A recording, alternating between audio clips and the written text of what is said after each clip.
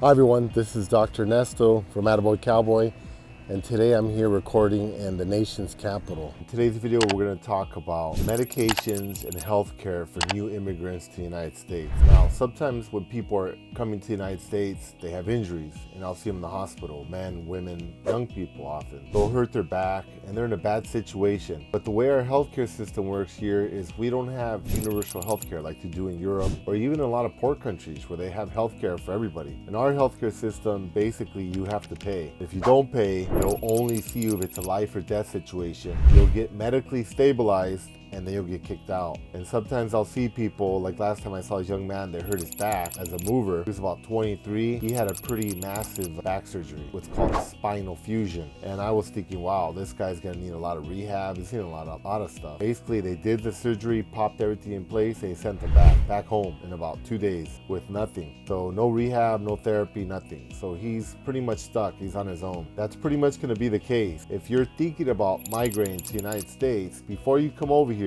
you want to load up, get all your physical treatments, healthcare treatments, exams, physical, whatever you need, do it. If you're taking any medications, stock up. Buy a year or two supply, break down the pills, condense them into a bottle, bring them with you, because medications in the United States are astronomical. They're the highest in the planet. Just to give you an example, I just recently had an infection in my ear and I needed to get a prescription from the ear, nose, and throat specialist. So she gave me the prescription. I went to go get it and I couldn't believe it. It was $650 for a simple fungal medication for my ear. It's nothing. It's like something that probably costs, a few dollars in another country. Well, I thought, okay, well, I have insurance. I'll use my insurance. I pay, $500 a month for. Well, even with the $500 insurance, the medication was going to cost me $150. So I thought, damn, that's a lot. It's like for a tiny bottle. So I said, okay, you know what? I'm traveling to South America in a few days. We're going to Colombia. I'm just gonna buy it there. So I went over there. I walked right into a pharmacy without a prescription, and I bought the same medication for $3. That's 200 times markup in the United States for the same medication. Just to give you an idea of how expensive things are here.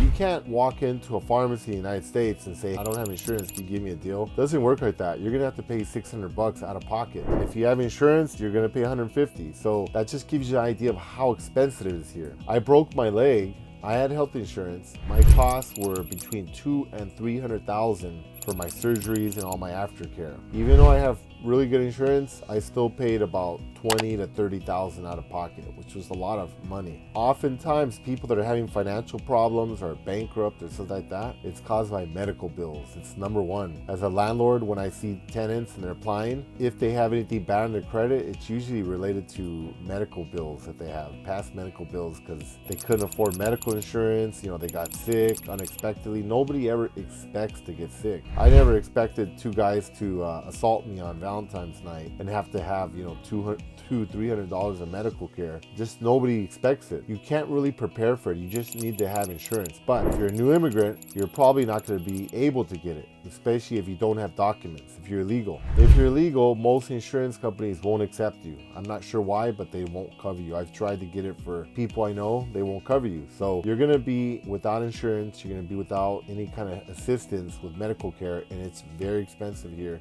and it could pretty much ruin your future in the United States. You want to prepare before you get here. Oftentimes I'll hear people that are going to immigrate to the United States legally or illegally, and they'll tell me, you know what, I'll just wait till I get to the United States. They have the best medical care. That I'm going to get these surgeries, I'm going to get, this and that. It's not going to happen. It doesn't work like that here. We have a capitalist system and there's a huge markup. Healthcare costs are super inflated here. We have the highest healthcare costs in the world. And last I checked, we're ranked number 17th. Now, that doesn't mean we don't have good healthcare. We have really good healthcare. The thing is that there's so many lawsuits here. Remember, 90% of the lawsuits in the world are in the United States, and half of those are in California. So we have most of the lawsuits. So people will come over here, they'll go to the hospital, the doctor will do everything they need to do, and then they think, you know what, I better CYA, which means cover your behind. Let me do all these extra procedures. It actually increases the mortality rate, which actually causes people to die more. So you get too much healthcare in many cases here in the United States, and it often kills you. Too many procedures.